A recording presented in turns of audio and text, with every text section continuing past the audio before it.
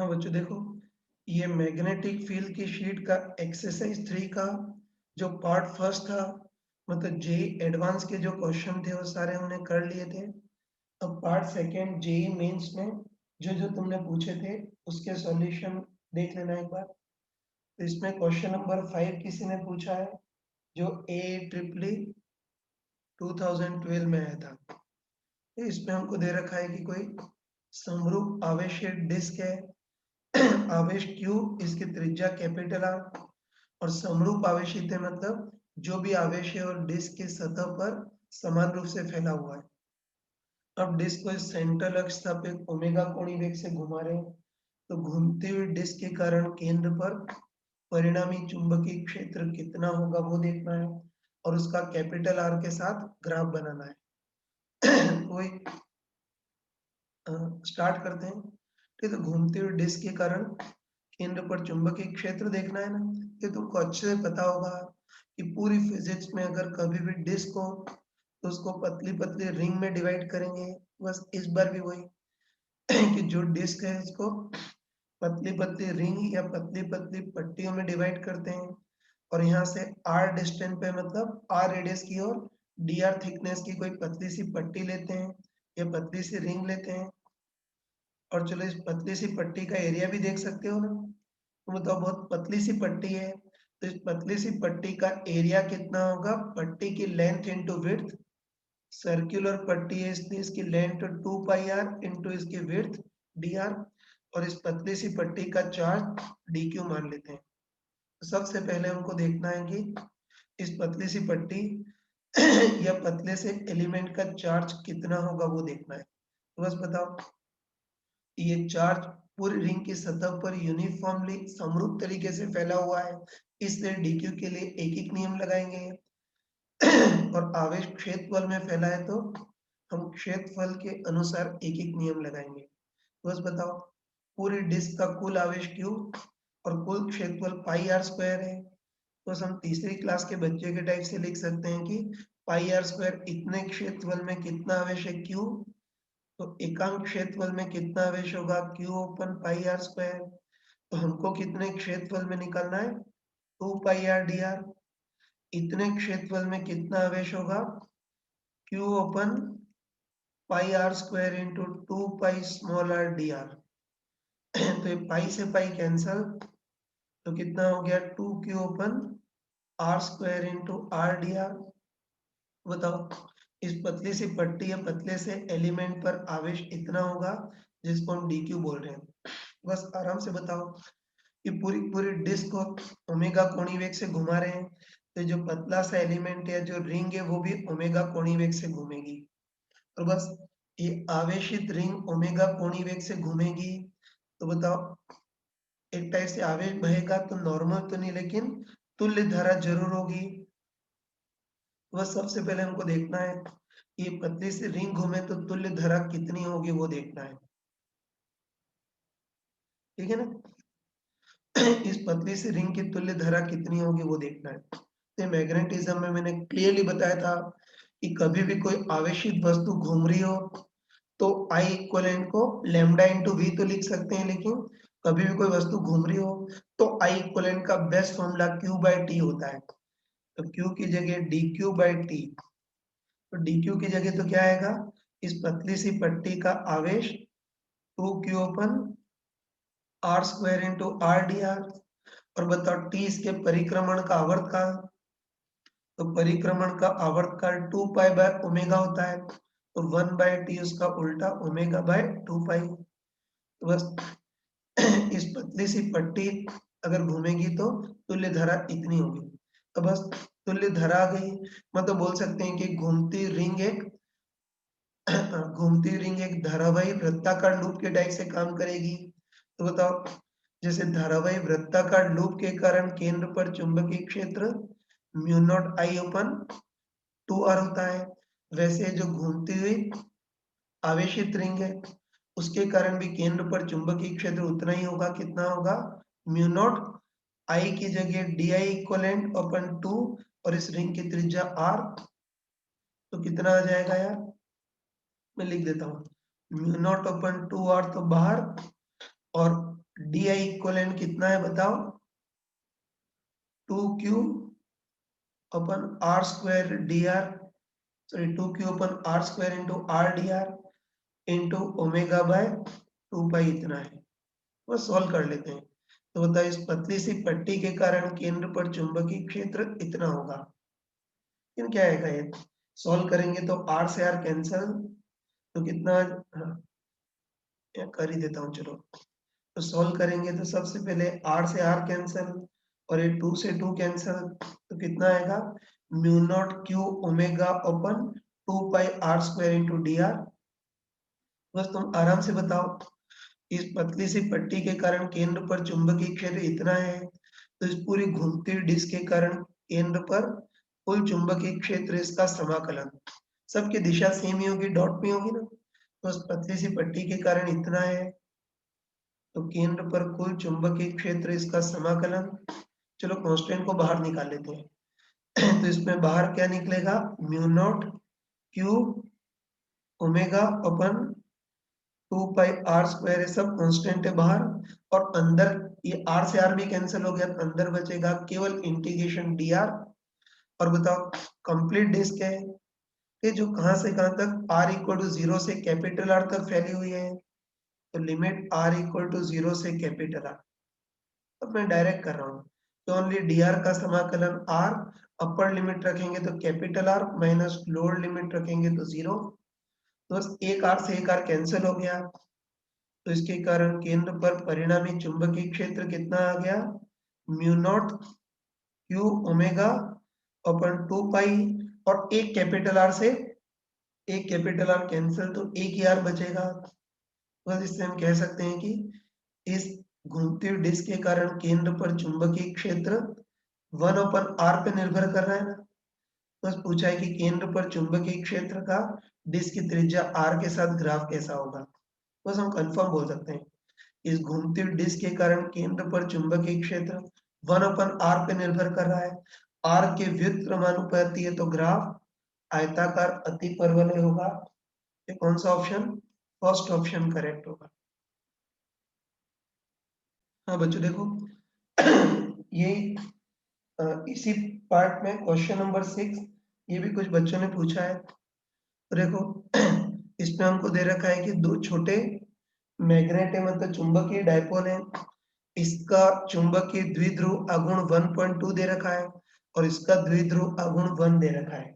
Unit तो ampere into metre square ये होती है ना। दोनों के बीच कुल दूरी 20 सेंटीमीटर है।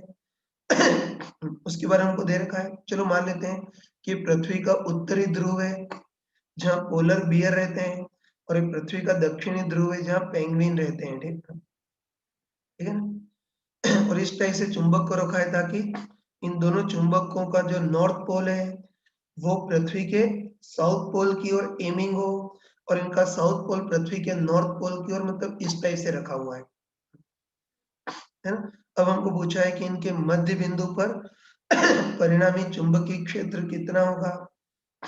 दोनों के बीच कुल दूरी 20 सेंटीमीटर है ना, तो मध्य बिंदु मतलब इससे भी 10 सेंटीमीटर और इससे भी 10 सेंटीमीटर, इस बिंदु पर परिणामी चुंबकीय क्षेत्र कितना होगा वो देखना है। तो बस आराम से बोल सकते हैं कि यहाँ चुंबकीय क्षेत्र इस वाले मैग्नेट के कारण भी होगा, इस मैग्नेट के कारण भी होगा, और साथ में पृथ्वी के कारण भी होगा। चलो पहले इस मैग्नेट के कारण देखते हैं। तुम आराम से बताओ कि इस चुंबक के लिए लंबवर्धक का बिंदु है, मतलब निरक्षी बिंदु है, और हमको पता है कि निरक्षी बिंदु पर चुंबकीय क्षेत्र डायपोल मोमेंट के अपोजिट होता है, तो इसका डायपोल मोमेंट साउथ से नॉर्थ की ओर होता है, तो यहाँ चुंबकीय क्षेत्र डायपोल मोमेंट के अपोजिट होगा, मतलब इधर की ओर होगा, है ना।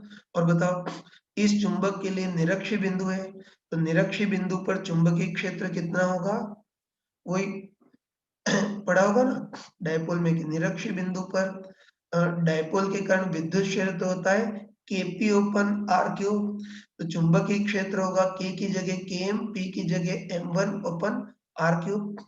तो लिख देता हूँ, इस चुंबक के कारण यहाँ चुंबकीय क्षेत्र B1 होगा, जिसका मान मैं इधर लिख देता हूँ कितना होगा, के की जगह km, p की जगह m या m1 अपन r क्यूब होगा, मान रख सकते हैं कि km म्यू नॉट अपन 4 पाई होता है, जिसका इकट्ठा मान 10 की पावर -7, m1 इसका डायपोल मोमेंट 1.2 अपन r ये वाली दूरी 10 सेंटीमीटर तो 0.1 का क्यूब, सॉल्व कर लेना, इसको b1 बोला है।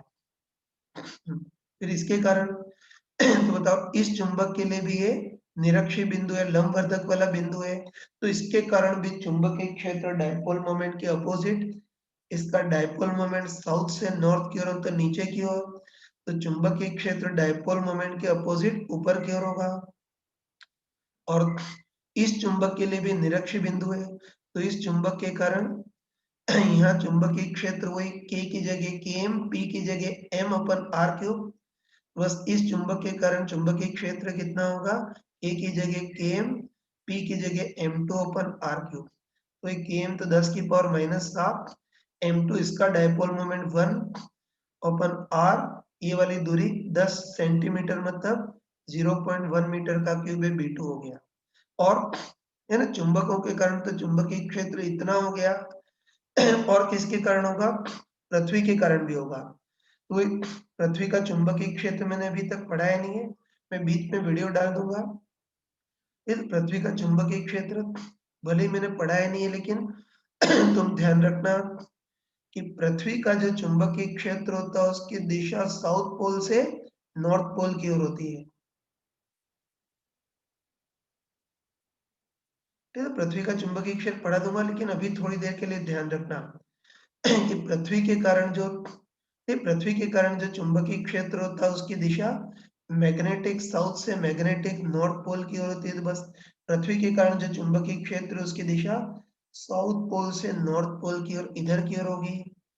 और पृथ्वी के चुंबकीय क्षेत्र का क्षैतिज घटक हमको कितना दे रखा है, ये 3.6 इंटू 10 की पावर -5, तो इसका मान 3.6 इंटू 10 की पावर -5 दे रखा है। बस अब इस P बिंदु पर परिणामी चुंबकीय क्षेत्र भी निकाल सकते हो ना। बस तुम आराम से बताओ कि P बिंदु पर इस चुंबक के कारण भी चुंबकीय क्षेत्र उत्तर दिशा में, इस चुंबक के कारण भी चुंबकीय क्षेत्र उत्तर दिशा में, और पृथ्वी का चुंबकीय क्षेत्र भी दक्षिण से उत्तर की ओर है। तो बताओ इस बिंदु पर तीनों चुंबकीय क्षेत्र सीधे सीधे जुड़ जाएंगे, तो P बिंदु पर परिणामी चुंबकीय क्षेत्र कितना होगा, B1 plus B2 plus B3। बस मान रख दो, B1 ये वाला होगा, सॉल्व कर लोगे ना, ये कितना आ जाएगा, 1.2 इंटू 10 की पावर -4, है ना। हाँ, B2 ये वाला चुंबकीय क्षेत्र, तो ये 1 इंटू 10 की पावर -4 हो जाएगा। और B3 ये चुंबकीय क्षेत्र, इसको भी 10 की पावर -4 की फॉर्म में लिखना है, तो 0.36 इंटू 10 की पावर -4, सॉल्व कर लेना। तो इसको सॉल्व करोगे तो इन दोनों को जोड़ेंगे तो 2.2 और 0.36 जोड़ेंगे तो 2.56 आ जाएगा इंटू 10 की पावर -4 टेस्ला। तो ये आंसर कौन सा होगा, सेकेंड आंसर हो जाएगा। हाँ बच्चों देखो, इसमें अगला क्वेश्चन नंबर 7 किसी ने पूछा था, जो जेई मेंस 2014 में आया था। इसको भी देख लेना। ठीक, इसमें हमको दे रखा है कि एक्स वाई तो क्षैतिज तल है और जेड ऊर्ध्वाधर तल है। अब देखो हमको दे रखा है कि इधर कोई वायर रखा हुआ है जो अभी बिल्कुल जेड अक्ष के अनुदिश रखा हुआ है। जेड अक्ष के अनुदिश है मतलब शुरू में x इक्वल टू 0 पर है। ये z इक्वल टू +1.5 से z इक्वल टू -1.5 तक फैला हुआ है, मतलब इसकी कुल लंबाई कितनी होगी, 3 मीटर।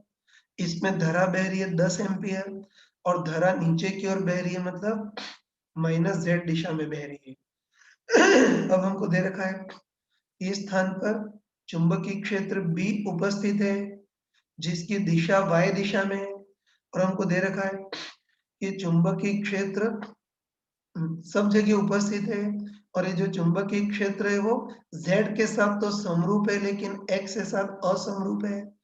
मतलब हमको दे रखा है कि चुंबकीय क्षेत्र केवल x निर्देशांक पर निर्भर कर रहा है और क्वेश्चन में दे रखा है कि 3 इंटू 10 टू पावर -4 e की पावर माइनस 0.2x है। इसको मैं x बाय 5 भी लिख सकता हूँ ना। बस चुंबकीय क्षेत्र z के साथ तो समरूप है लेकिन x के साथ असमरूप है और इस तरह से चेंज कर रहा है। बस सबसे पहले हमको देखना है कि इस पर चुंबकीय बल कितना लगेगा वो देखना है। फिर हम क्या कर रहे हैं कि इसको चुंबकीय बल के विरुद्ध पकड़ करके x इक्वल टू 0 से x इक्वल 2 तक ले आ रहे हैं। इसको x इक्वल टू 0 बोल सकता हूँ ना, और ये x इक्वल टू 2 है तो चुंबकीय बल के विरुद्ध इसको पकड़ करके x इक्वल टू 0 से x इक्वल टू 2 तक ले आ रहे हैं। तो यहाँ से यहाँ तक ले जाने में हमको कितना कार्य करना पड़ेगा और यहाँ से यहाँ तक ले जाने में समय कितना लग रहा है यार? 5 इंटू 10 की पावर -3 सेकेंड लग रहा है ना। बस इतने समय में हमको औसत पावर कितनी सप्लाई करनी पड़ेगी वो देखना स्टार्ट करते हैं। तो चलो सबसे पहले इस पर चुंबकीय बल कितना लगेगा वो देखना है। तुम बताओ कि जो चुंबकीय क्षेत्र x के साथ चेंज कर रहा है लेकिन z के साथ तो समरूप है, इसलिए वायर पर चुंबकीय बल सिंपली IL भी है। और इसकी दिशा देख सकते हैं ना। दिशा के लिए तुम थप्पड़ रूल लगा सकते हो कि चुंबकीय क्षेत्र y दिशा में तो उसकी दिशा में अंगुलियां, धारा नीचे की ओर तो धारा की दिशा में अंगूठा। तो इस पर बल सीधे हाथ की थप्पड़ मारने वाला मतलब -x दिशा में लगेगा। है ना। तो इस पर चुंबकीय बल -x दिशा में लगेगा। और देखो अगर दिशा को समझने में प्रॉब्लम हो तो तुम चाहो तो मैथमेटिकली भी कर सकते हो कि चुंबकीय बल कितना होता है IL क्रॉस B, मतलब चुंबकीय बल जो है वो L क्रॉस B पर निर्भर करेगा। तो बताओ L वेक्टर की दिशा तो वही होती है जो धारा की दिशा। तो धारा -z दिशा में बह रही है तो L वेक्टर की भी दिशा -z में होगी, मतलब -k कैप में होगी क्रॉस जो चुंबकीय क्षेत्र B है वो +y दिशा में मतलब +j कैप है। तो हम कह सकते हैं कि धारा -z दिशा में मतलब L वेक्टर -z मतलब -k कैप, और जो चुंबकीय क्षेत्र लगा है वो +y दिशा +j कैप है। तो जो चुंबकीय बल होगा उसकी दिशा L क्रॉस B के अनुदिश होगी, मतलब -k cap cross j cap के अनुदिश होगी। इसको सॉल्व कर सकते हैं ना। तो माइनस तो बाहर और बताओ, है ना, माइनस तो बाहर और बताओ k cap cross j cap कितना होगा। ये क्या चला गया। हाँ ठीक है, तो हम बोल सकते हैं कि चुंबकीय बल की दिशा L क्रॉस B के अनुदिश होती है। L वेक्टर मतलब धारा की दिशा -z में मतलब -k कैप है क्रॉस जो चुंबकीय क्षेत्र लगा है वो y दिशा में मतलब j कैप है। तो बस बल की दिशा के लिए इसका क्रॉस प्रोडक्ट करेंगे तो माइनस तो बाहर और अब k cap cross j cap करना है तो पढ़ा होगा 11th में कि k cap cross j cap कितना होता है -i कैप, उल्टा क्रम है इसलिए -i कैप। तो बताओ ये माइनस माइनस का प्लस हो गया ना, तो माइनस माइनस का प्लस हो गया मतलब जो चुंबकीय बल है वो +i कैप में है। मेरे लिखने में गलती हो गई है वही कि L vector -k cap cross B vector j cap. तो इसको सॉल्व करेंगे तो चुंबकीय बल +i कैप मतलब इस पर चुंबकीय बल आगे की ओर लगेगा। सॉरी मैंने थप्पड़ रूल लगाने में भी गलती कर दी। थप्पड़ रूल लगाएंगे तब भी दिशा वही आएगी, घर पे करना कि चुंबकीय क्षेत्र की दिशा में अंगुलियां, धारा की दिशा में अंगूठा। तो इस पर बल सीधे हाथ की थप्पड़ मारने वाला मतलब इधर की ओर ही लगेगा। और अगर थप्पड़ रूल में अगर कंफ्यूजन हो तो वेक्टर से करोगे तब भी आंसर वही आएगा कि चुंबकीय बल L cross B, L vector धारा के अनुदिश मतलब -k cap cross B vector j cap. इसको सॉल्व करोगे तो इससे भी +i कैप मतलब आगे की ओर लगेगा तो चुंबकीय बल इस पर इधर की ओर लगेगा। और चुंबकीय बल का मान देखना है, ये तो ये मैं हटा रहा हूँ, ये तुम खुद कर लेना।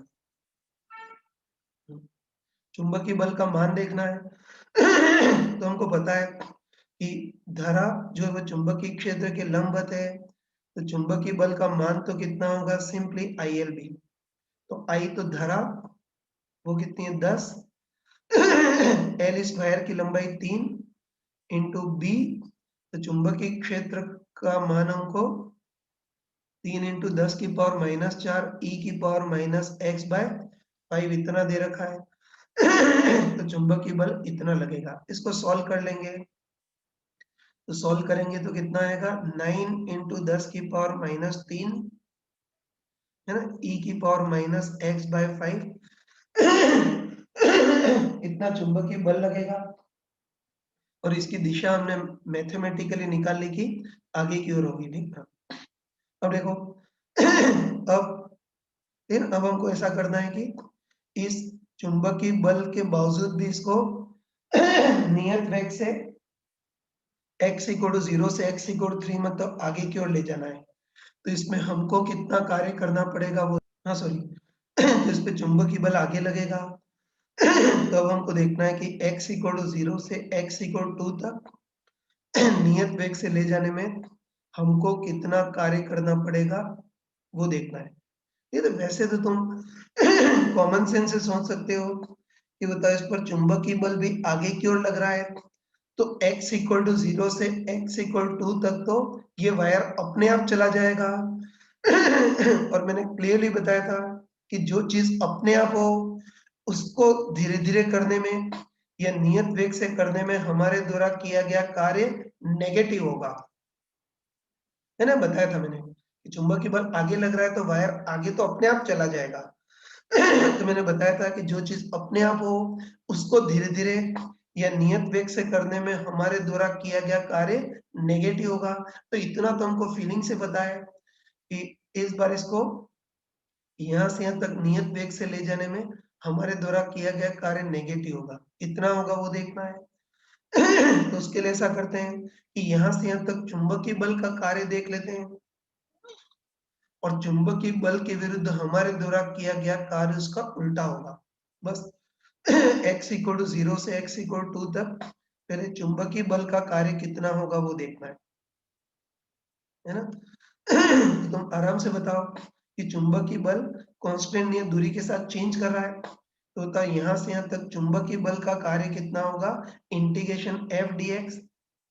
तो चुंबकीय बल का कार्य इंटीग्रेशन f dx होगा। तो मैं डायरेक्ट बता रहा हूँ, बताओ इंटीग्रेशन f तो चुंबकीय बल वो तो कितना है, 9 इंटू 10 की पावर -3 e की पावर -x/5 इंटू dx, और x = 0 से 2 तक ले जाना है, तो लिमिट x = 0 से x = 2 आएगी।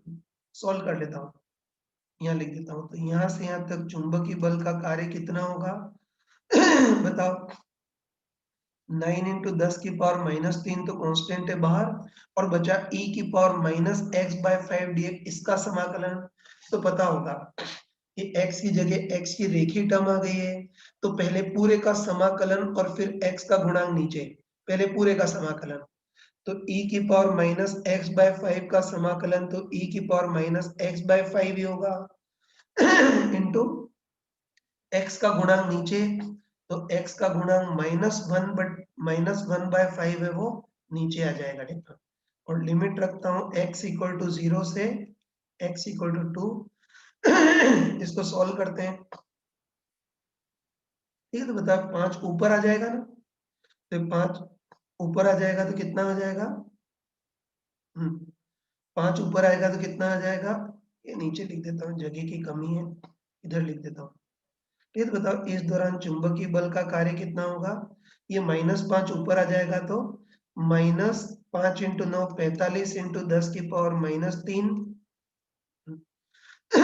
और लिमिट रखते हैं, अपर लिमिट में x की जगह 2 रखेंगे तो कितना आ जाएगा, e की पावर -2/5, 2/5 को मैं 0.4 लिख देता हूँ, माइनस लोअर लिमिट में x की जगह 0 रखोगे तो e की पावर 0.1। अब माइनस को इधर ट्रांसफर करोगे तो उल्टा हो जाएगा, तो ये कितना आ जाएगा, 45 इंटू 10 की पावर -3 और माइनस को अंदर ले आएंगे तो उल्टा हो जाएगा 1 माइनस ई की पावर माइनस 0.4।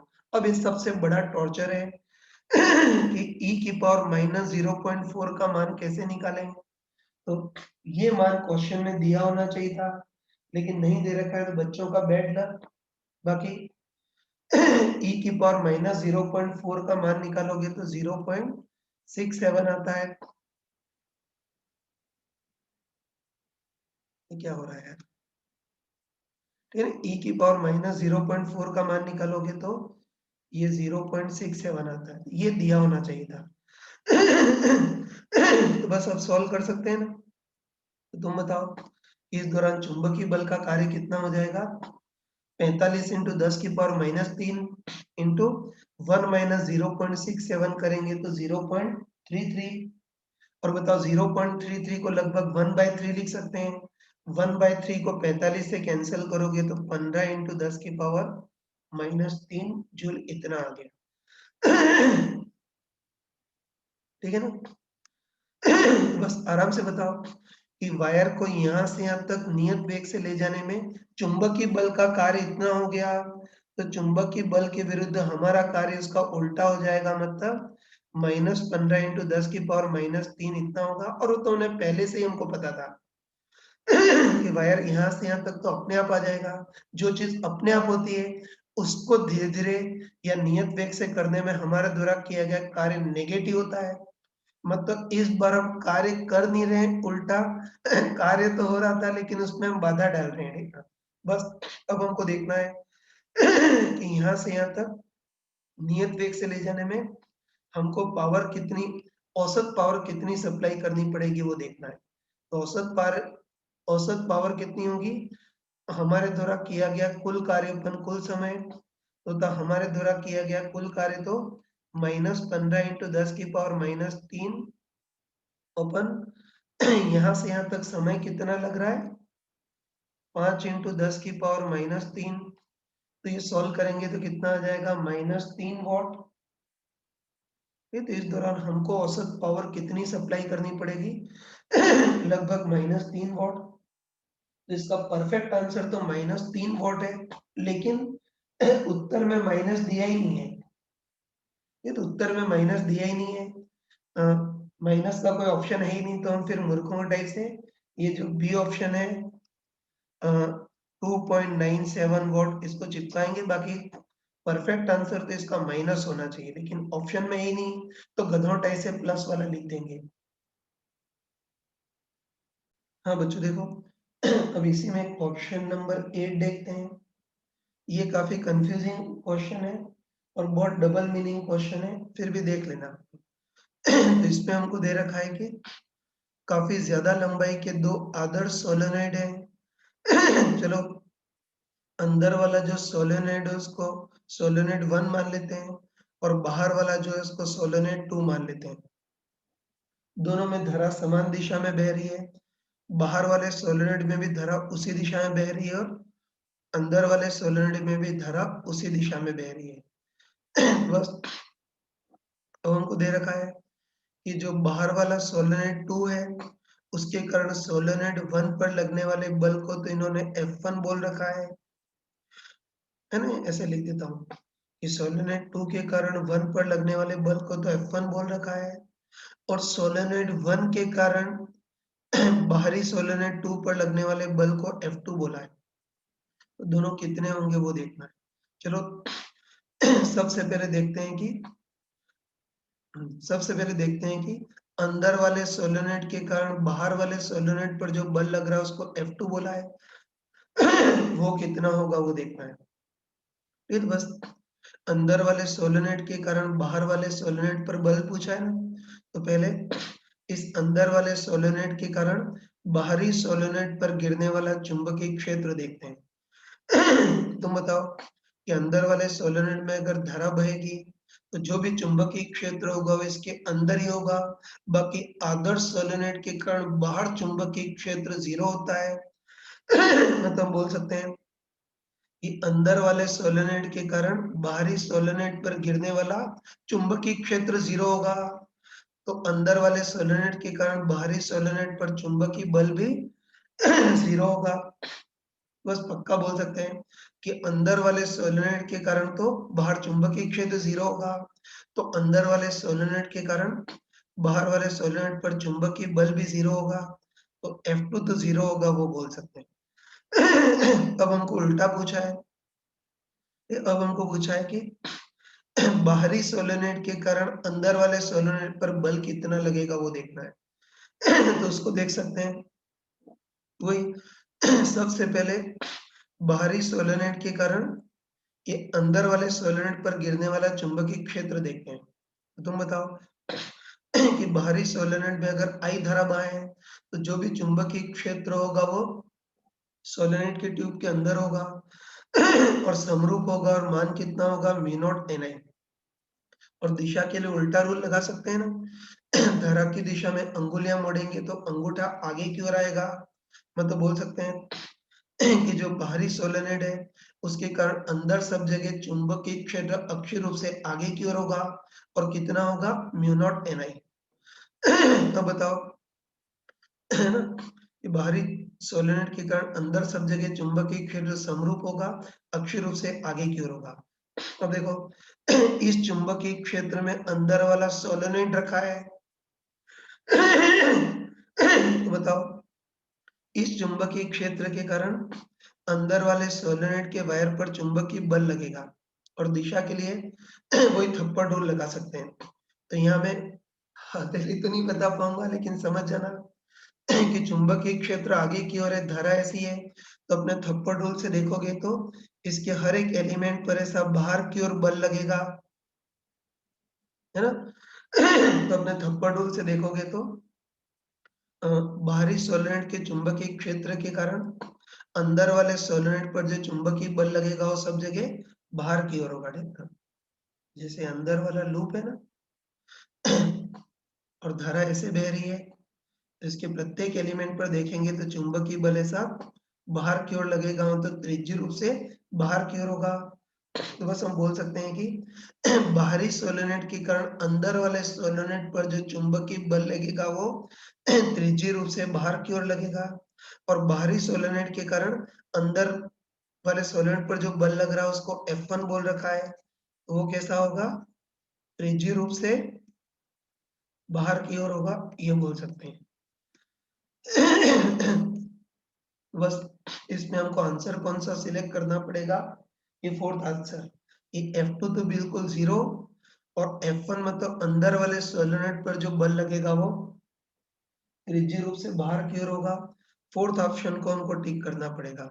लेकिन चक्कर है यार तुम बताओ कि अंदर वाले सोलेनोइड के प्रत्येक एलिमेंट पर चुंबकीय बल त्रिज्यीय रूप से बाहर की ओर लगेगा तो सारे बल आपस में कैंसिल हो जाएंगे, इससे इसका परिणाम ही तो 0 ही होगा, है ना। बोल सकते हैं कि अंदर वाले सोलेनोइड पर बल समरूप लगेगा और त्रिज्यीय रूप से बाहर की ओर लगेगा तो सारे बल आपस में कैंसिल हो जाएंगे, मतलब अंदर वाले सोलेनोइड पर भी जो चुंबकीय बल लगेंगे उनका परिणाम ही तो 0 होगा। तो बताओ F2 का भी परिमाण 0 और F1 का भी परिमाण 0, तो ये वन ऑप्शन भी सही है। ये ना वन ऑप्शन में ही दे रखा है कि F1 भी 0 और F2 भी 0, तो ये भी सही है। तो वैसे तो 4 और 1 दोनों आंसर सही है और ये 2015 का जो जेई मेंस का ऑफिशियल आंसर दिया था उसमें दोनों को दिया था 4 और 1 दोनों सही है, ठीक है।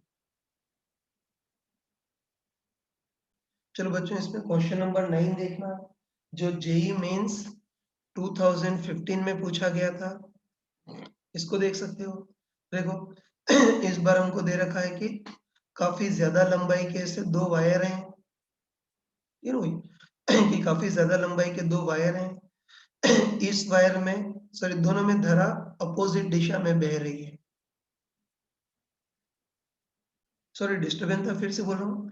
कोई हमको दे रखा है कि काफी ज्यादा लंबाई के दो वायर हैं, दोनों को ऐसे धागों से लटकाया है।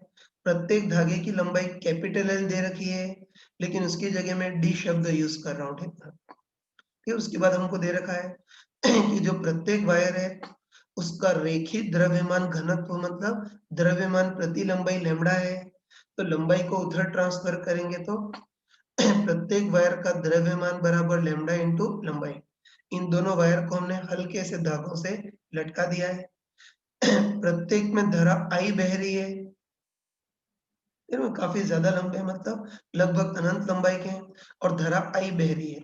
और देखो धारा समान दिशा में बह रही है या अपोजिट दिशा में बह रही है वो हमको नहीं दे रखा, लेकिन हम लॉजिकली बोल सकते हैं कि धारा अपोजिट दिशा में ही बहनी चाहिए। बताओ, अगर दोनों वायर में धारा समान दिशा में बहे तब तो उनके बीच चुंबकीय बल आकर्षण का लगेगा, उसके कारण दोनों वायर चिपक जाएंगे। लेकिन इस बार हमको दे रखा है कि दोनों वायर थीटा कोण जितने दूर दूर विक्षेपित हुए हैं, मतलब चुंबकीय बल प्रतिकर्षण का लग रहा होगा।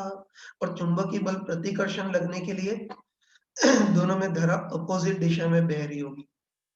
बस हमको दे रखा है इस साम्यावस्था में प्रत्येक का विक्षेपण कोण थीटा है, तो धारा I का मान कितना होगा वो देखना है। तो ऐसे क्वेश्चन तो हमने इलेक्ट्रोस्टैटिक में किए थे ना, वैसे ही करेंगे। बस एक ही अंतर है कि उधर जो काम विद्युतस्थैतिक बल कर रहा था, इधर वही काम वायर के बीच लगने वाला चुंबकीय बल करेगा। तो बस साम्यावस्था के लिए किसी भी एक वायर पर बलों को बैलेंस करते हैं, जैसे इस पर बलों को बैलेंस करते हैं। तो इस पर कौन कौन से बल लगेंगे?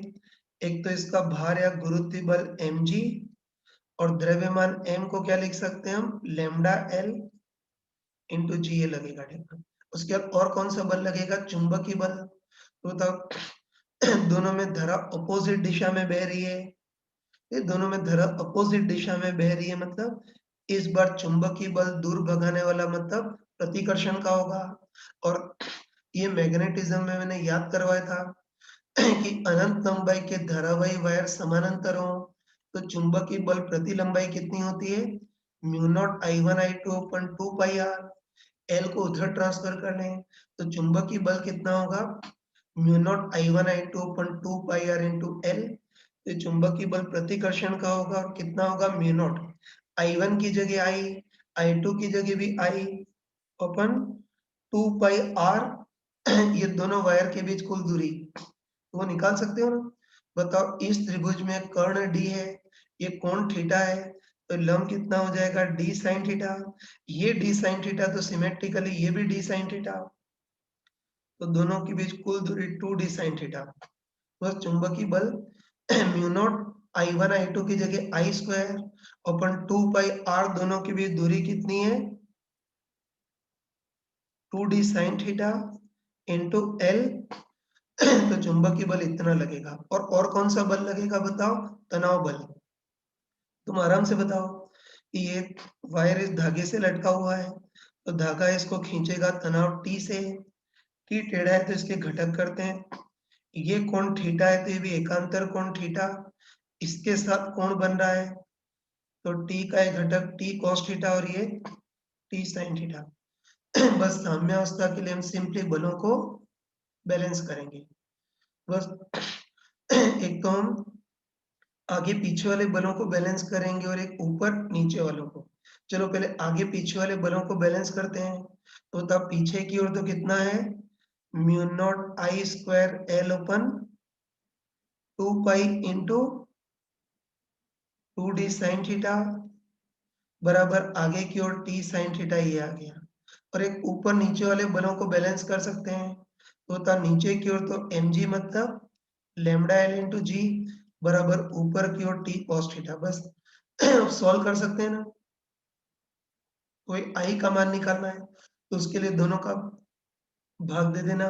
भाग दोगे तो T से T कैंसिल हो जाएगा, L से L कैंसिल हो जाएगा, तो इसको सॉल्व करोगे तो तुम्हारे पास I आ जाएगा। इतनी कैलकुलेशन कर लेना, इसको सॉल्व करोगे तो धारा I का मान आ जाएगा।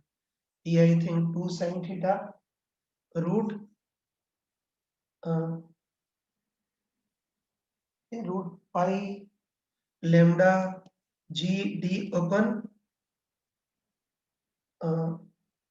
म्यू नॉट cos थीटा इतना आ जाएगा। ठीक, इसको इजीली कर सकते हो।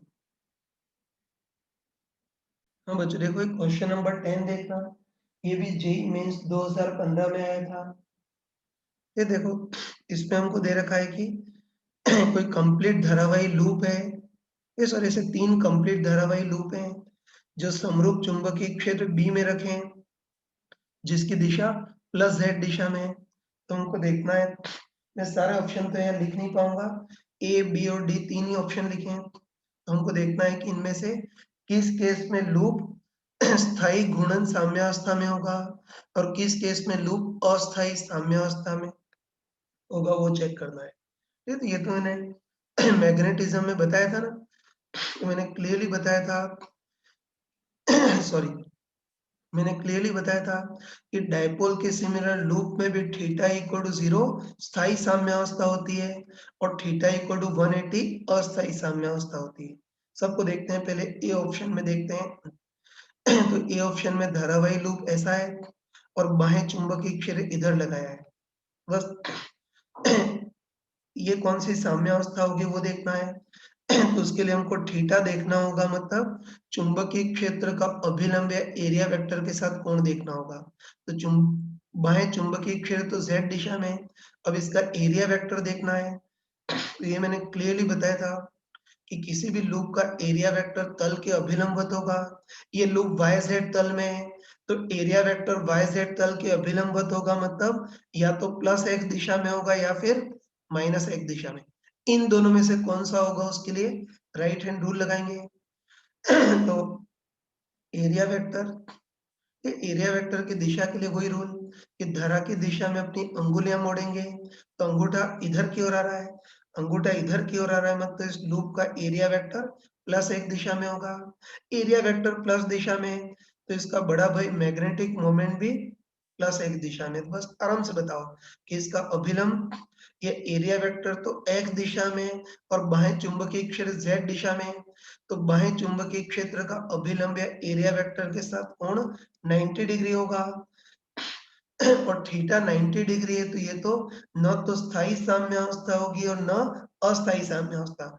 इस बार तो बलागुण 0 होगा ही नहीं, है ना। चुंबकीय बलागुण कितना होता है, NIB sin थीटा होता है। इस बार थीटा 90 है तो sin थीटा 1, मतलब इस बार चुंबकीय बलागुण 0 ही नहीं होगा, और बलागुण 0 ही नहीं होगा मतलब ये स्थिति तो साम्यावस्था स्थिति है ही नहीं, न तो स्थायी न अस्थायी, है तो साम्यावस्था है ही नहीं, नॉट इक्विलिब्रियम। चलो बी पार्ट को देखते हैं। तो बी पार्ट में धारावाही लूप ऐसा है और बाह्य चुंबकीय क्षेत्र इधर लगाया है, बस यहाँ भी थीटा देखते हैं, मतलब बाह्य चुंबकीय क्षेत्र का अभिलंब या एरिया वेक्टर के साथ कोण देखते हैं। तो हमको पता है कि एरिया वेक्टर की दिशा तल के अभिलंबवत होगी, लेकिन अभिलंबवत रूप से ऊपर भी हो सकती है या फिर नीचे भी हो सकती है। इन दोनों में से कौन सी होगी उसके लिए राइट हैंड रूल लगाएंगे। तो बस धारा ऐसे बह रही है ना, धारा की दिशा में अपनी अंगुलियां मोड़ेंगे तो अंगूठा ऊपर की ओर आएगा, मतलब कंफर्म है।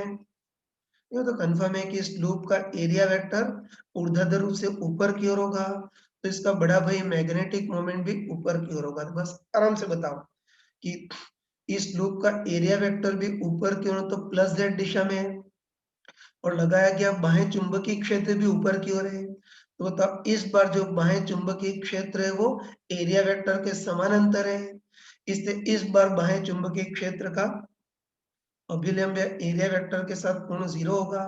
और मैंने बताया था कि जैसे डायपोल में थीटा इक्वल टू 0 स्थायी साम्यावस्था होती है, वैसे इस लूप के केस में भी थीटा इक्वल टू 0 स्थायी साम्यावस्था होगी, ये बोल सकते हैं। चलो अब डी पार्ट पे आ रहा हूँ। तो डी पार्ट में बाह्य चुंबकीय क्षेत्र z दिशा में है, लेकिन धारा ऐसे घूम रही है, इसका एरिया वेक्टर देखना है। तो इसका भी एरिया वेक्टर तल के अभिलंबवत होगा, अभिलंबवत रूप से ऊपर भी हो सकता है या नीचे भी हो सकता है। इन दोनों में से कौन सा होगा उसके लिए राइट हैंड रूल लगाएंगे। तो बस धारा की दिशा में अंगुलियां मोड़ेंगे तो इस बार अंगूठा नीचे आएगा, मतलब इस बार लूप का एरिया वेक्टर ऊपर नहीं होगा, नीचे की ओर होगा। तो बस आराम से बताओ कि बाह्य चुंबकीय क्षेत्र तो ऊपर की ओर है और लूप का एरिया वेक्टर नीचे की ओर है, मतलब इस बार लगाया गया बाह्य चुंबकीय क्षेत्र एरिया वेक्टर के अपोजिट है, और अपोजिट है मतलब थीटा 180 डिग्री। और हमको डायरेक्ट पता है कि जैसे डायपोल के केस में थीटा इक्वल टू 180 अस्थायी साम्यावस्था होती थी, जैसे लूप के केस में भी थीटा इक्वल टू 180 अस्थायी साम्यावस्था होगी। ठीक है, तो ध्यान रखना कि आंसर ये है कि जो बी है वो स्थायी साम्यावस्था, डी जो ऑप्शन है वो अस्थायी साम्यावस्था, और ए और सी जो ऑप्शन होंगे उसमें साम्यावस्था होगी ही नहीं, क्योंकि ए में भी थीटा इक्वल 90 आ रहा है और तुम चेक करोगे तो जो सी पार्ट है उसमें भी थीटा 90 आ रहा है। तो देखो ये क्वेश्चन एनसीईआरटी की बुक में है और क्लास में ऐसा क्वेश्चन मैंने कराया भी था। ये तो क्लास में जो क्वेश्चन कराते हैं उसी टाइप की चीजों को घुमा फिरा करके पूछा जाता है। हाँ, आगे बढ़ रहे हैं। अब इसमें क्वेश्चन नंबर 11वां देखते हैं जो जेई 2016 में पूछा था। देखो इसमें हमको दे रखा है कि हमारे पास एल लंबाई का वायर अवेलेबल है। ये तो देखो पहले केस में हमने क्या किया है कि इस वायर को वर्गाकार लूप के रूप में मोड़ा है और दूसरे केस में उसी वायर को हमने वृत्ताकार लूप के रूप में मोड़ा है। और प्रत्येक में धारा I बाहर है, तो हमको देखना है कि पहले केस में केंद्र पर चुंबकीय क्षेत्र और दूसरे केस में केंद्र पर जो चुंबकीय क्षेत्र होगा उसका अनुपात कितना होगा, मतलब B1/B2 कितना होगा वो देखना है। स्टार्ट करते हैं। तो हमको दे रखा है कि हमारे पास L लंबाई का वायर अवेलेबल है। तो पहले केस में क्या करते हैं कि इस वायर को मोड़ करके वर्गाकार लूप के रूप में मोड़ते हैं। तो सबसे पहले वर्ग की प्रत्येक भुजा कितनी होगी वो देखना है। तो बस हम सोच सकते हैं कि इसी वायर को वर्गाकार लूप के रूप में मोड़ा है तो लंबाई संरक्षित रहेगी ना, जितनी शुरू में होगी उतनी बाद में होगी। तो शुरू में जो वायर था उसकी लंबाई L थी और अगर इसको वर्गाकार रूप में मोड़ दोगे तो प्रत्येक भुजा की लंबाई A है, तो चारों भुजाओं की लंबाई 4 है। और बताओ इसकी लंबाई संरक्षित रहेगी ना, तो शुरू में लंबाई L बराबर बाद में 4 है, ये बराबर होगा तो A इक्वल टू कितना आ गया L/4। यूं तो बोल सकते हैं कि इसे अगर वर्गाकार लूप बनाओगे तो उसकी प्रत्येक भुजा L/4 की होगी। बस अब केंद्र पर चुंबकीय क्षेत्र ठीक फर्स्ट केस में केंद्र पर चुंबकीय क्षेत्र कितना होगा वो देखना है। बस तुम आराम से बताओ कि इस बार धरा पूरा चक्कर लगा रही है, इसलिए इस बार केंद्र पर चुंबकीय क्षेत्र कैंसिल नहीं होंगे, उल्टा जुड़ जाएंगे। तो एक वायर के कारण केंद्र पर चुंबकीय क्षेत्र निकालेंगे और चारों वायर के कारण उतना ही होगा, तो परिणामी उसका 4 गुना। चलो पहले इस सीमित वायर के कारण केंद्र पर चुंबकीय क्षेत्र देखते हैं। होता है सीमित लंबाई का वायर है, ये होता है सीमित लंबाई का वायर है। तो इस एक वायर के कारण केंद्र पर चुंबकीय क्षेत्र कितना होगा, mu not I upon 4 pi r sine theta 1 plus sine theta 2। तो mu not I upon 4 pi r क्या होगा, केंद्र बिंदु की इस वायर से लंबवत दूरी a/2 और आगे कितना होगा sine theta 1 plus sine theta 2। तो थीटा 1 ये वाला कोण ये भी 45 और थीटा भी 2 भी 45, तो साइन थीटा 1 भी 45 प्लस साइन थीटा 2 भी 45 डिग्री होगा, है ना। तो आगे सॉल्व कर सकते हैं। बताओ साइन 45 1/√2 प्लस ये भी साइन 45 1/√2, 1/√2 प्लस 1/√2 का योग कितना हो जाएगा 2/√2 मतलब 2 हो गया। ठीक है ना। और एक और चीज की इसमें a का मान भी रख सकते हैं। बताओ a का मान क्या रखोगे L/4, तो तुम बताओ 4 से 4 कैंसिल, तो हम बोल सकते हैं कि ये जो लूप सॉरी ये जो वायर है, तो ये जो वायर है उसके कारण केंद्र पर चुंबकीय क्षेत्र कितना होगा म्यू नॉट आई, 4 से 4 कैंसिल तो कितना आ गया पाई एल, 2 भी ऊपर और √2 भी ऊपर, 2√2 आ गया। अब तुम बताओ कि तो एक भुजा के कारण है एक भुजा के कारण इतना होगा, तो चारों भुजाओं के कारण समान दिशा में होगा, तो कुल चुंबकीय क्षेत्र इंटू 4 गुना। तो बस जो वर्गाकार लूप है उसके कारण केंद्र पर कुल चुंबकीय क्षेत्र इतना होगा। अब चलो अब उसी वायर को वृत्ताकार रूप में मोड़ दिया है और चलो इस वृत्ताकार लूप की त्रिज्या r। तो सबसे पहले हमको देखना है कि उसी वायर को मोड़ करके अगर वृत्ताकार लूप के रूप में मोड़े तो फिर इस वृत्त की त्रिज्या कितनी होगी वो देखना है। तो यहाँ भी वही कंसेप्ट कि उसी वायर को मोड़ करके वृत्ताकार रूप में मोड़ा है, तो इस बार भी लंबाई संरक्षित रहेगी। तो प्रारंभिक लंबाई L बराबर अंत में वृत्ताकार है तो लंबाई πr², क्या लिख दिया सॉरी, ये शुरू में लंबाई L और बाद में वृत्ताकार रूप में मोड़ा है तो लंबाई 2πr, तो लंबाई समान रहेगी, तो इससे r इक्वल टू L/2 पाई आ गया। बस अब ये वृत्ताकार लूप है और हमको बताए कि वृत्ताकार लूप के कारण केंद्र पर चुंबकीय क्षेत्र कितना होता है, mu not I upon 2 r, ठीक है ना। तो केंद्र पर चुंबकीय क्षेत्र कितना होगा, कोई mu not I upon 2 r, और इसमें आर का मान रख सकते हैं ना। आर का मान क्या रख सकते हैं, एल बाई 2 पाई। तो चुंबकीय क्षेत्र कितना आ गया, म्यू नॉट, ये 2 से 2 कैंसिल तो आई, ऊपर पाई आएगा, और नीचे कितना बचेगा, एल, ये बचेगा बस। अब हमको पूछा है कि B1 बाई B2 का अनुपात क्या होगा वो देखना है, तो भाग दे देना। भाग दोगे तो एल भी कैंसिल हो जाएगा, है ना, आई भी कैंसिल हो जाएगा, म्यू नॉट भी कैंसिल हो जाएगा, तो इसका अनुपात तुम्हारे पास आ जाएगा। आगे की कैलकुलेशन खुद कर लेना। हाँ बच्चों देखना, ये क्वेश्चन नंबर 15 देखना, ये जेई मेंस 2018 में पूछा गया था। बहुत कॉमन है लेकिन इंपॉर्टेंट क्वेश्चन है, ऐसा है जो तुम्हारे वापस पूछा जा सकता है, ठीक है, देख लेना।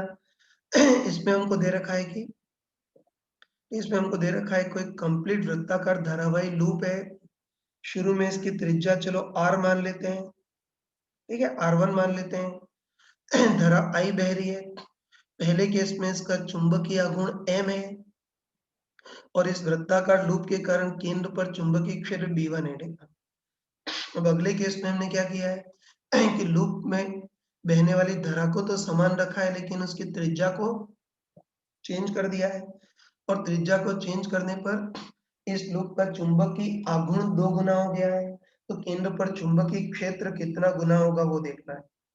ये मतलब हमको इनडायरेक्टली चुंबकीय आघूर्ण और केंद्र पर चुंबकीय क्षेत्र में रिलेशन निकालना है, ठीक है, तो कर सकते हैं, ठीक है। चलो पहले हमको दे रखा है कि धारा समान रखी है लेकिन त्रिज्या को चेंज किया है, तो चुंबकीय आघूर्ण डबल हो गया है। तो सबसे पहले देखते हैं कि चुंबकीय आघूर्ण डबल करने के लिए इस लूप की त्रिज्या कितनी गुनी करनी होगी वो देखना है। तो पहले किसी लूप का चुंबकीय आघूर्ण देख लेते हैं। तो हमको पता है कि किसी भी धारावाही लूप का चुंबकीय आघूर्ण कितना होता है, NIA। घेरों की संख्या के बारे में कुछ भी नहीं कहा गया है, तो घेरों की संख्या 1 मानेंगे। धारा तो समान रखी है, और A लूप से परिबद्ध क्षेत्रफल कितना होगा, पाई आर स्क्वायर। बस तुम बताओ कि धारा समान रखी है, पाई भी कांस्टेंट है, तो इससे हम बोल सकते हैं कि चुंबकीय आघूर्ण प्रोपोर्शनल टू आर स्क्वायर होगा। या ऐसा भी लिख सकते हैं कि आर स्क्वायर प्रोपोर्शनल टू चुंबकीय आघूर्ण, स्क्वायर को उधर ट्रांसफर करेंगे तो आर प्रोपोर्शनल टू रूट चुंबकीय आघूर्ण। तो तुम बताओ कि पहले लूप की तुलना में दूसरे लूप का चुंबकीय आघूर्ण डबल है, तो बताओ पहले केस की तुलना में दूसरे केस में चुंबकीय आघूर्ण m 2 गुना है, तो लूप की जो त्रिज्या होगी वो रूट m मतलब रूट 2 गुना होगी, ठीक है। मतलब पहले केस में त्रिज्या R1 है, तो दूसरे केस में त्रिज्या रूट 2 R1 होगी। अब केंद्र पर चुंबकीय क्षेत्र कितना गुना होगा वो देखना है। तो हमको पता है कि वृत्ताकार धारावाही लूप हो तो केंद्र पर चुंबकीय क्षेत्र कितना होता है, mu not I upon 2 r. Mu not constant, 2 constant, धारा भी समान रखी है, तो इससे हम बोल सकते हैं कि केंद्र पर जो चुंबकीय क्षेत्र होगा वो 1 बाय आर पे निर्भर करेगा। तो बस आराम से बताओ कि पहले की तुलना में दूसरे लूप की त्रिज्या रूट 2 गुना है। त्रिज्या रूट 2 गुना है तो चुंबकीय त्रिज्या रूट 2 गुना है, तो केंद्र पर चुंबकीय क्षेत्र 1 बाय रूट 2 गुना होगा। मतलब पहले केस में चुंबकीय क्षेत्र B1 है, तो दूसरे केस में केंद्र पर चुंबकीय क्षेत्र कितना होगा, 1 बाय रूट 2 गुना, मतलब B1 बाय रूट 2 होगा। बस अब हमको हमको पूछा है कि B1 बाय B2 का अनुपात कितना होगा। B1 को तो ऐसे ही रहने देते हैं, और B2 कितना है, B1 बाय रूट 2, तो सॉल्व करेंगे तो अनुपात रूट 2 आ जाएगा। हाँ बच्चों देखो, क्वेश्चन नंबर 16 देखना, जो जेई 2019 के जेई मेंस में पूछा गया था, ठीक है ना। तो उसके पहले एक छोटा सा कंसेप्ट बता रहा हूँ जो मैंने इलेक्ट्रोस्टैटिक में बताया था, ठीक है। जैसे इस बार मान लेते हैं कि असमरूप विद्युत क्षेत्र है, और उसमें माइनस क्यू और प्लस क्यू का कोई बहुत छोटा सा डायपोल रखा है। तो इलेक्ट्रोस्टैटिक में मैंने बताया था कि असमरूप चुंबकीय क्षेत्र में अगर कोई छोटा सा डायपोल रखें तो इस पर लगने वाला परिणामी बल कितना होता है? Q की जगह P और E की जगह dE/dr होगा। मैंने इलेक्ट्रोस्टैटिक में बताया था कि विद्युत क्षेत्र में अगर कोई सिंगल आवेश रखें तब तो उस पर लगने वाला बल QE, लेकिन विद्युत क्षेत्र में अगर कोई छोटा डायपोल रखें तो लगने वाला बल Q की जगह P आता है और E की जगह dE/dr आता है। बस जैसे समरूप विद्युत सॉरी असमरूप विद्युत क्षेत्र में विद्युत डायपोल पर परिणामी बल देखा था, वैसे असमरूप चुंबकीय क्षेत्र में अगर कोई चुंबकीय डायपोल रखा हो तो उस पर भी परिणामी बल देख सकते हैं। जैसे चलो इस बार मान लेते हैं कि असमरूप चुंबकीय क्षेत्र है और उसमें कोई छोटा सा चुंबकीय डायपोल रखा है, तो इस पर परिणामी बल कितना लगेगा वो देखना है। बस विद्युत डायपोल के सिमिलर बोल सकते हो ना कि असमरूप विद्युत क्षेत्र में कोई छोटा विद्युत डायपोल हो तो उस पर परिणामी बल P into dE/dr।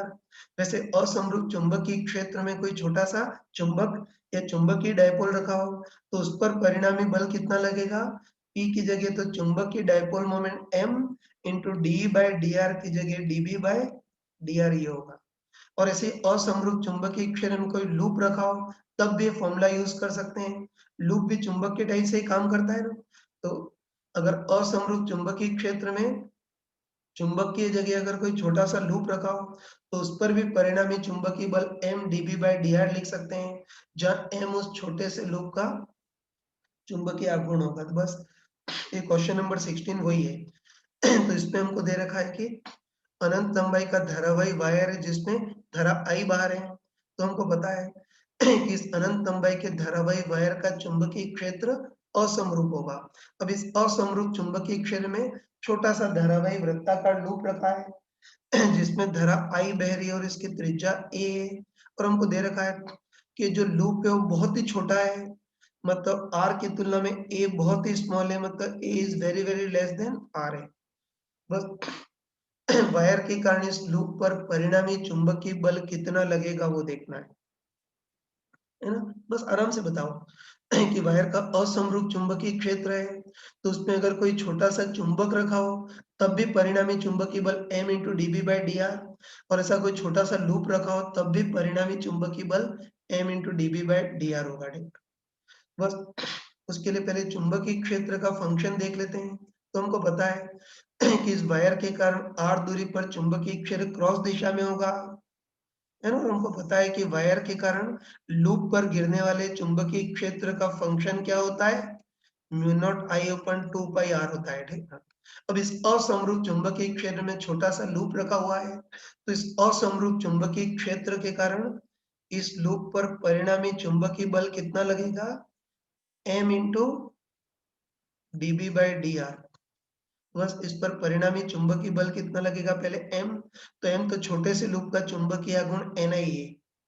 चलो नीचे लिख देता हूँ कि परिणामी बल कितना लगेगा। पहले M, तो M छोटे से लूप का चुंबकीय आघूर्ण Ni है, तो N तो 1 I बहने वाली धारा और ये होगा इस लूप से परिबद्ध क्षेत्रफल पाई a स्क्वायर इंटू dB/dr के लिए इस B का R के सापेक्ष अवकलन करेंगे तो म्यू नॉट I अपन 2 पाई तो बाहर, और तुम डायरेक्ट बताओ कि बचा 1 अपन R, तो 1 अपन R का अवकलन -1/r² इतना हो गया, है ना। तो बस इस वायर के कारण इस लूप पर परिणामी चुंबकीय बल इतना हो गया।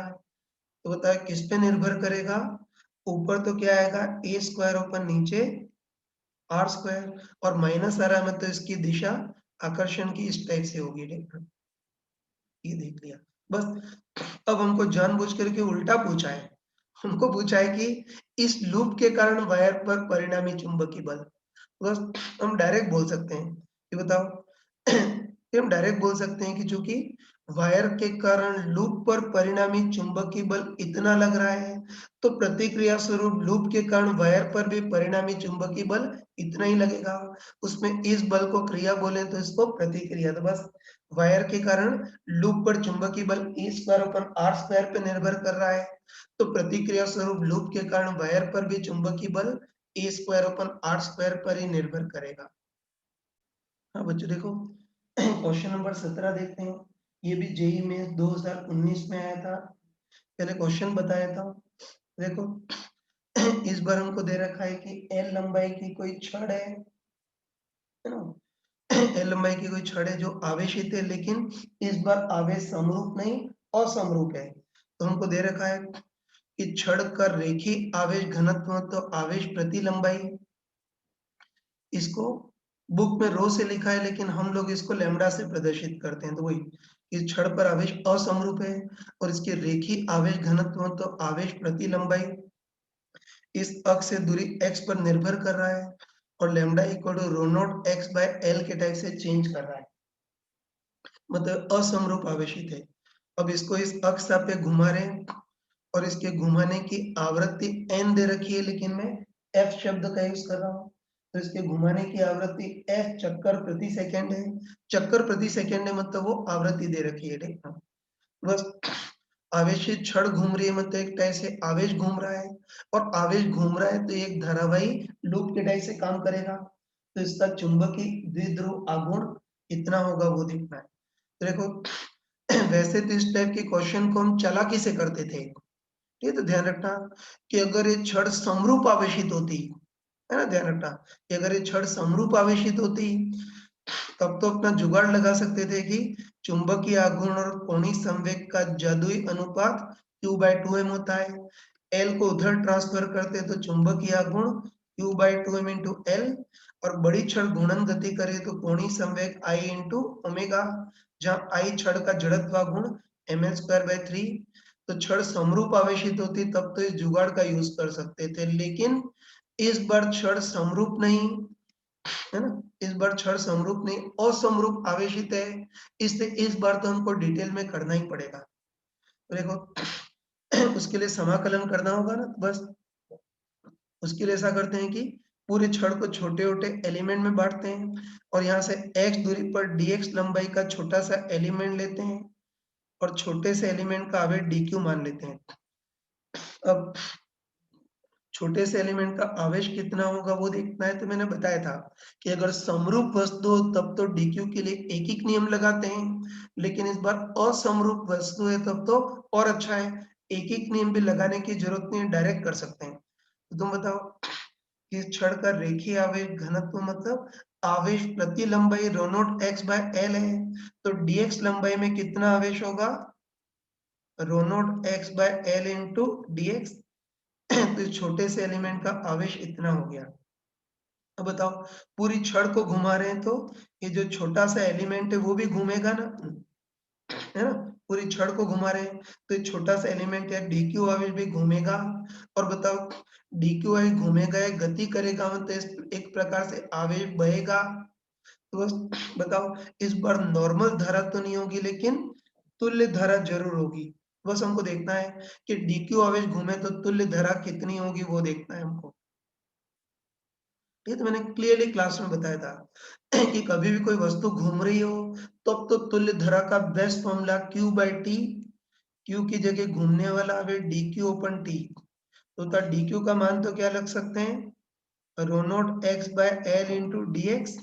और तुम बताओ कि 1/t को क्या बोल सकते हैं, आवृत्ति f। इसमें बुक में n शब्द यूज किया है लेकिन मैं n की जगह f लिख देता हूँ, ठीक है। तो कह सकते हैं ये छोटा सा आवेश घूमेगा तो तुल्य धारा dq/t, तो dq तो इतना है और 1/t को आवृत्ति f बोल सकते हैं, ठीक है। बस ये छोटा सा आवेश घूमेगा तो तुल्य धारा इतनी होगी, तुल्य धारा होगी, है ना। इतनी तुल्य धारा होगी तो ये घूमता आवेश एक धारावाही लूप के टाइप से काम करेगा, है ना। वो एक घूमता आवेश एक धारावाही लूप के टाइप से काम करेगा। तो तुम बताओ कि इसका चुंबकीय आघूर्ण कितना होगा, Ni है। N की जगह तो 1 क्योंकि एक ही आवेश घूम रहा है, I की जगह I इक्विवेलेंट, चलो लिख देता हूँ सिस्टमेटिक कंफ्यूजन नहीं हो तो। ये तो देखिए छोटा सा आवेश घूमेगा तो धारावाही लूप के टाइप से काम करेगा। तो इसका चुंबकीय आघूर्ण Ni है, N की जगह तो 1, I की जगह Di इक्विवेलेंट और A इसकी ऑर्बिट से परिबद्ध क्षेत्रफल, तो N तो 1, I इक्विवेलेंट कितना है, rho not x by L dx into F, ये है, ठीक है। तो डी आई इक्वलेंट वही के n तो 1, आई इक्वलेंट है, डी आई इक्वलेंट कितना है, rho not x by L dx into F है। इंटू ए क्या होगा, इस ऑर्बिट से परिबद्ध क्षेत्रफल है ना, इसमें ए इसकी ऑर्बिट से परिबद्ध क्षेत्रफल। तो बताओ x दूरी पर है तो ये x त्रिज्या के वृत्त में घूमेगा, तो इससे परिबद्ध क्षेत्रफल कितना होगा, पाई x स्क्वायर इतना होगा। तो बस आराम से बताओ कि छोटे से एलिमेंट का चुंबकीय आघूर्ण इतना है, तो पूरी घूमती छड़ का कुल चुंबकीय आघूर्ण इसका समाकलन। चलो कांस्टेंट को बाहर निकालते हैं।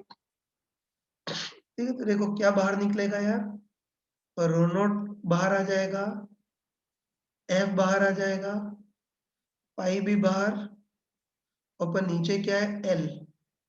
तो हम बोल सकते हैं कि रो नॉट एफ पाई बाहर और नीचे एल बाहर, और अंदर कितना बचेगा, x इंटू एक्स स्क्वायर मतलब एक्स क्यूब डी एक्स, और लिमिट x इक्वल टू 0 से x इक्वल टू एल। बताओ यहाँ से माप रहे हैं ना, तो पहला एलिमेंट ये होगा जिसके लिए x इक्वल टू 0, 1 2 3 करते हुए लास्ट एलिमेंट ये होगा जिसके लिए x इक्वल टू एल।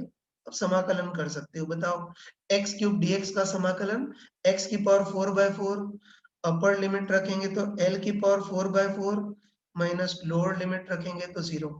एक एल से एक एल कैंसिल हो गया, तो कुल चुंबकीय आघूर्ण कितना आ जाएगा, रो नॉट एफ पाई,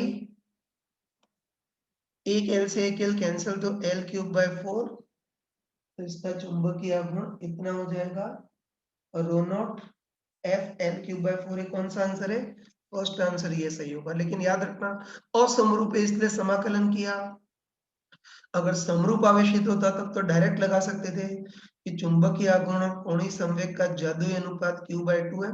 असमरूप है इसलिए हमको डिटेल में करना पड़ा। तो देखो बच्चों क्वेश्चन नंबर 18, ये भी जेई 2019 में आया है। फिर इसमें हमको दे रखा है कि कोई पैरामैग्नेटिक मतलब कोई